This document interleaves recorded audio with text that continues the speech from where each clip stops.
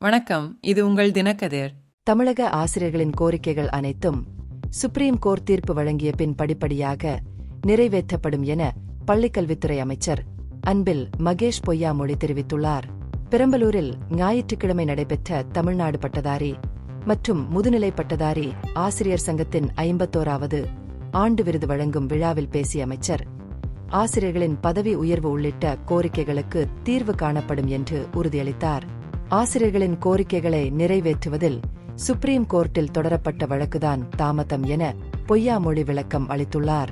October 15ஆம் தேதி சாதகமான தீர்ப்பு வரும் என்றும் அதன் பிறகு நிலுவையில் உள்ள கோரிக்கைகள் அனைத்தும் படிப்படியாக நிறைவேற்றப்படும் என்றும் அவர் நம்பிக்கை தெரிவித்தார்.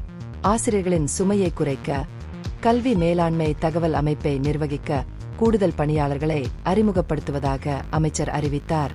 இந்த நடவடிக்கை கல்வியாளர்களின் பணிச்சுமையை குறைப்பதை நோக்கமாக கொண்டுள்ளது.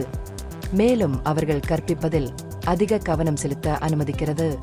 மேலும் பெரம்பலூர் மாவட்டத்தின் கல்வித்திறன் குறித்த கவலைகளை பொய்யாமொழி எடுத்துரைத்தார்.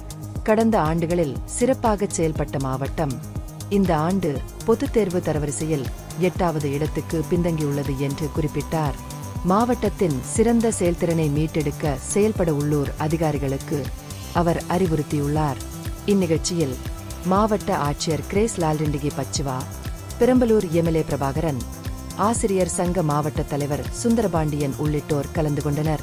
அரசு உயர்நிலைப் பள்ளிகளில் பிடி உதவியாளர்கள் மற்றும் தலைமை ஆசிரியர்களுக்கான பதவி உயர்வு 3 ஆண்டுகளாக முடங்கியுள்ளதாகவும் இந்த விவகாரம் தொடர்பான உச்ச நீதிமன்றத்தில் அக்டோபர் 15ஆம் தேதி விசாரணை நடைபெற உள்ளதாகவும் வட்டாரங்கள் தெரிவித்தன.